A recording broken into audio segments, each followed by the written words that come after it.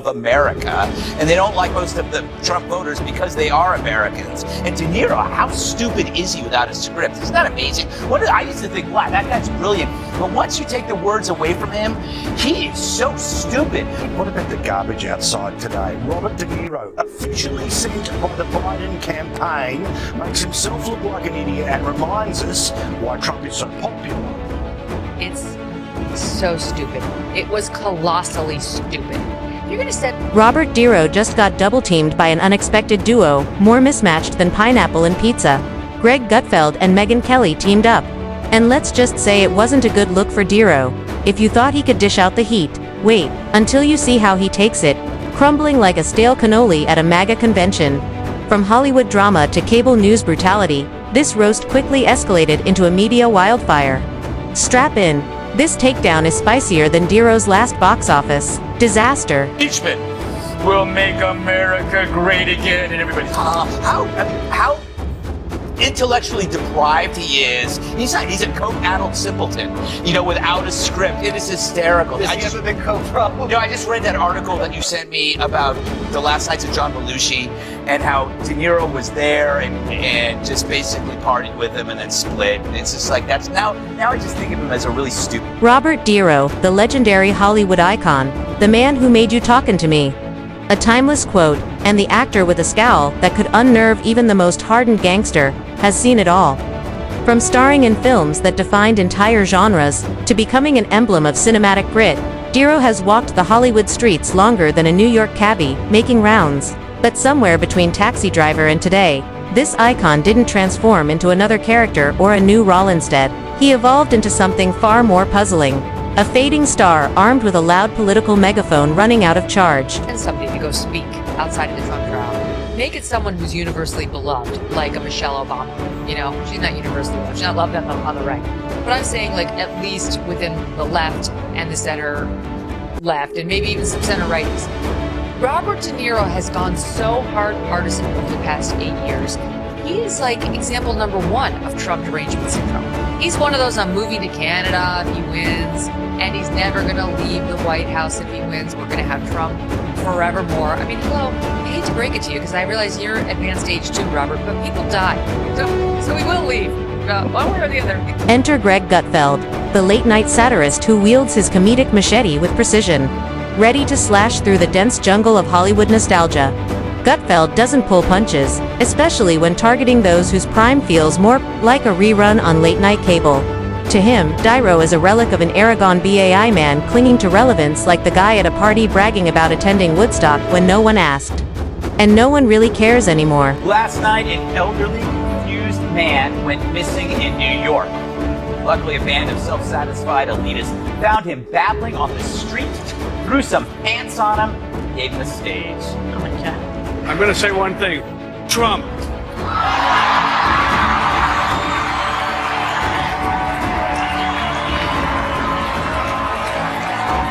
Gutfeld's critique isn't just a roast. It's a full-scale teardown of De Niro's once imposing image. There was a time when De Niro wasn't merely an actor. He was an icon of raw grit, the ultimate anti-hero who could make silence as menacing as a loaded gun. But now, he's about as intimidating as a teddy bear with a bad haircut. And that's the essence of Gutfeld's humor. De Niro's political outbursts feel less like meaningful commentary and more like the musings of someone whose heyday ended when floppy disks were still a thing. Winner number 2, Robert De Niro. Congratulations, sir. Another Oscar for the iconic actor who, now 80, appeared on Bill Maher over the weekend and had some choice words about Donald Trump. The guy is a total monster. And anybody, I don't understand it. I guess they get behind that kind of logic. That could be tough for an actor to play such a hateful man. Someone like, I don't know, like Bernie Madoff, say. A guy who stole $65 billion from nuns and Holocaust survivors like Elie Wiesel and was sentenced to 150. But the jokes don't stop at De Niro's fading stardom. Gutfeld also zeroes in on De Niro's desperate attempts to stay in the spotlight, loudly weighing in on political debates as if he's the voice of a generation. The catch: that generation moved on long ago. Instead of sparking meaningful dialogue, De Niro's remarks land with the grace of a wrecking ball in a porcelain shop. Gutfeld finds humor in this disconnect. The former Hollywood titan turned Twitter brawler, swinging wildly at imaginary foes while audiences cringe. There's irony to how Niro's gritty, tough guy persona now feels worlds apart from his polished yet overblown public rants. It's as if the method actor paused his craft to binge-watch cable news and mistook outrage for his new calling. Gutfeld's commentary lands sharp, poking fun at how this modern Niro prioritizes making waves on social media over delivering Oscar-worthy moments. And it's funny because it's undeniably true. It kills me. Talk about persuasive. Really, I was on the fence about Trump, but then I decided to really listen to one of the great generational leaders of American pop culture. And the clenched fist at the end, that really drove it home. It looked like he was pressing a 2-pound weight in a Jenny Craig commercial. Oh my God. Look at it again. It's so cute. It's like he found out the restaurant serves Jell-O, or that he won a $10 scratch-off, or he scored a cameo in Jersey Shore, or he had his first #2 in a week. Thank you, Fibercon. What a sad end for a great actor. He went from Raging Bull, While Gutfeld takes aim at the fading star's persona with late-night humor, Megyn Kelly approaches the target with a different weapon, where Gutfeld plays the court jester. Kelly is the seasoned news anchor, wielding her expertise like a scalpel to dissect the spectacle. Kelly's critique zeroes in on Niro, not just as a washed-up actor, but as a celebrity activist whose political theatrics feel as hollow as a poorly written screenplay. Her criticism is precise and deliberate, painting Niro as a man trying to navigate a political arena that has outgrown the era of celebrity. In Kelly's eyes, his activism feels shallow, more about staged photos and fiery tweets than meaningful dialogue or policy depth. It's as if Niro thinks yelling louder equates to wisdom, a notion Kelly effortlessly dismantles. She highlights the divide between entertainment and politics, showing how Niro's attempts to bridge it often stumble under their own drama. Unlike Gutfeld's barbed humor, Kelly's approach is calm and surgical, peeling back the layers to reveal a celebrity more focused on spotlight than substance. Robert De Niro, who's got a severe case of the TDS, is in Cannes, France right now, as all the buckety mucks are, and he's very unhappy about what Trump is doing to try to keep American filmmaking in America by slapping tariffs on foreign-made films so that he can basically try to force people to make them domestically again for the American audience that they're meant to serve. And here's what De Niro said on Tuesday. America's Philistine president has had himself appointed head of one of our premier cultural institutions. Kelly digs even deeper into how this disconnect undermines both Niro's credibility and the causes he claims to support. Her perspective offers an insightful critique of how celebrity culture can often harm rather than help serious political discourse. Niro's star power, she argues, doesn't translate into political influence. Instead, it becomes a distraction, a loud but hollow echo. What makes Kelly's critique particularly sharp is her journalist's knack for distinguishing genuine activism from empty gestures. She points out how the latter often masquerades as the former in today's NEH media-saturated age. With Niro as a prime example, it's a stark reminder that acting prowess doesn't automatically grant someone the wisdom to be a political authority.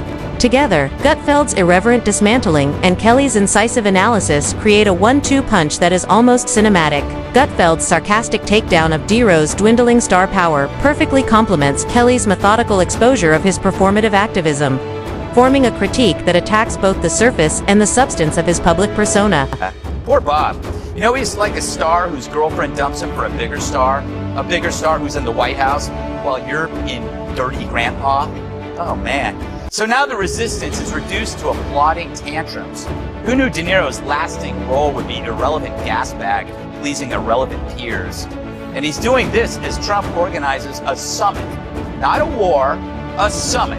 And you gotta wonder, if it were President Hillary, Bob's choice, would you actually have a summit?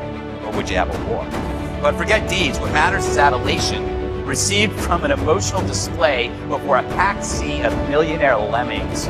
So who cares that Trump meets with North Korea? It's no meet the parents, right? Their combined critiques tap into a broader cultural skepticism about celebrities stepping into politics armed only with fame and opinions. This isn't just about Niro, it's about the larger trend of Hollywood. Figures attempting to wield influence without expertise or nuance. Through this lens, Niro transforms from the indomitable figure of Taxi Driver or Goodfellas into a relic struggling to reconcile past glory with present-day relevance. The story doesn't end there. This media takedown raises a deeper question: can Niro reclaim his legacy in a rapidly evolving world, or is he doomed to be remembered more for his Twitter rants than his cinematic achievements? The answer becomes clearer as Gutfeld and Kelly's critiques ripple through media and public discussions. They remind us that fame alone no longer shields one from scrutiny, especially when it's used to shape political narratives. Hollywood's titans are no longer untouchable. Every misstep is dissected and critiqued, particularly when authenticity and relevance are in doubt. Hypocrisy is alive and well amongst these sanctimonious leftists. From Kimmel to De Niro to Stephanopoulos, they want you to believe they're better than you, more virtuous, more decent. But we all know the truth. They lie.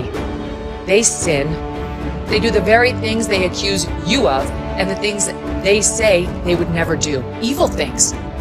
Like try to destroy people based on feigned outrage from which they spare their own side. Or playing politics with a woman's. For Niro, this means navigating a world where every tweet, speech, and appearance is closely examined by sharp-eyed critics like Gutfeld and Kelly. The days when a legendary name commanded automatic respect are quickly fading. Today, it's all about substance, timing, and an understanding of shifting cultural dynamics.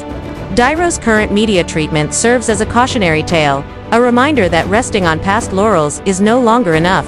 The combined force of Gutfeld and Kelly's critique isn't just a celebrity roast, it's a cultural reckoning that hits from every angle. Picture Gutfeld's late-night irreverence as a sledgehammer smashing through Niro's tarnished tough guy image, while Kelly's journalistic precision reveals the empty core of his activist persona. Together, they deliver a relentless critique, exposing the man behind the myth in a way that feels both harsh and necessary. Robert De Niro's 29-year-old child, Aaron, has come out as transgender. When the press asked her for comment, she said, "You talking to they, them?" Gutfeld paints Niro as a washed-up mobster stuck in a loop of reruns, wielding political outrage like an outdated weapon that constantly backfires. His humor isn't cruel for the sake of cruelty. It's an exaggerated reflection of how a once-iconic figure now feels like a relic fumbling through the digital age, armed with nostalgia and awkward tweets. Meanwhile, Kelly takes a methodical approach, dissecting Niro's performative politics with precision. Where Gutfeld entertains, Kelly educates, exposing how Niro's loud proclamations lack the depth and nuance required in today's complex political landscape. Her analysis separates genuine engagement from self-serving activism, revealing Niro as a man caught between his legendary past and his messy present. Together, Gutfeld's comedic punches and Kelly's sharp critique peel back the glossy veneer, exposing the flaws beneath. It's like watching a classic gangster film collide with reality TV chaos, uncomfortable, hilarious, and impossible to ignore. Nobody's talking to you anymore. Pathetic old man. All right, he was in before I get to you, let's go to, I think he was in Canada, Toronto, opening a restaurant or doing something. This is what he had to say. And I just want to make a note of apology for the idiotic behavior of my president. The ripple effects of this media takedown stretch far beyond Niro himself. Their critiques touch on a growing cultural skepticism toward celebrity political grandstanding, a trend that has almost become a genre in itself. Audiences are increasingly wary of Hollywood figures swapping scripts for speeches and acting roles for activism, all while relying on fame to drive their message. Gutfeld and Kelly's scrutiny isn't just a critique of Niro, it's a cultural litmus test questioning the validity of fame as a platform for serious political discourse. The resulting narrative is as clear as it is ironic.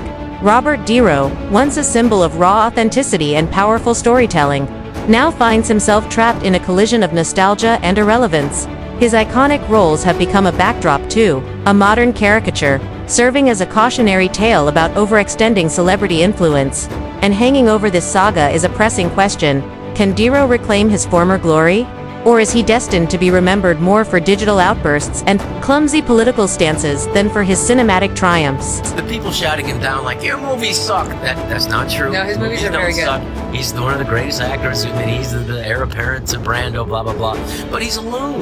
Yeah. I mean, you have to just say what he is. He's, he has, basically, I describe this to people. You know what's happening now? Because people are aware about concussions and, the problems with CTE. When you get hit and you get a dinger in football, they put you in the blue tent, and the sideline. Yeah.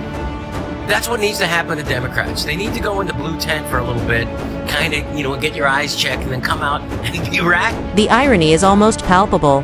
The very medium that launched Niro into stardom is now showcasing his slide into parody. The screen that once immortalized his roles is now the stage for his public unraveling.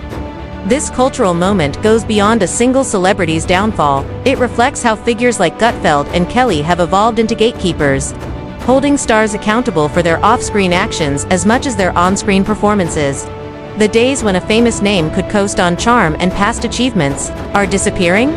Today, public figures face unrelenting scrutiny, especially when venturing into politics without expertise or humility. Hollywood icons, once untouchable and revered, are now under a new kind of spotlight, one that exposes the cracks in their carefully crafted images. Gutfeld and Kelly's dismantling of Niro is less about personal attacks and more about cultural critique, highlighting the widening gap between celebrity persona and contemporary relevance. Fame, no matter how legendary, no longer offers immunity from critique, especially when it's leveraged in the volatile world of political discourse. As the dust settles, the question isn't just about Niro's next move, but about whether other celebrities can navigate this evolving landscape without becoming targets themselves. Robert De Niro graced the knitting circle in hell known as a view, where he tried to link random thoughts into a sentence. Joy was there to wind him up, since he's played some of the most unredeemable characters. You have played some of the most really unredeemable characters. Travis Bickle was a psychopathic taxi driver. Jake LaMotta, who used to beat his wife, and he was in the Raging Bull. Is Trump worse than they are? To me, The answer to that question is still unfolding, but one thing is certain: the era of untouchable celebrity voices is over. Figures like Greg Gutfeld and Megyn Kelly are now the referees in this unforgiving game of fame and influence. As the media dust clears, one conclusion stands out: Robert De Niro may have left an indelible mark on cinematic history. But in today's relentless culture, even legends must adapt or face the sharp critiques of modern commentators like Gutfeld and Kelly, judging by how effectively they dissected De Niro's recent missteps. His next move must be as bold and authentic as his classic roles to avoid becoming fodder for late-night comedy or a case study in media critique. The spotlight may still shine on him, but the narrative has shifted. The tough guy isn't just fighting fictional mobsters anymore. He's in a verbal sparring match with the sharp tongues of contemporary media, and the stakes are higher than ever.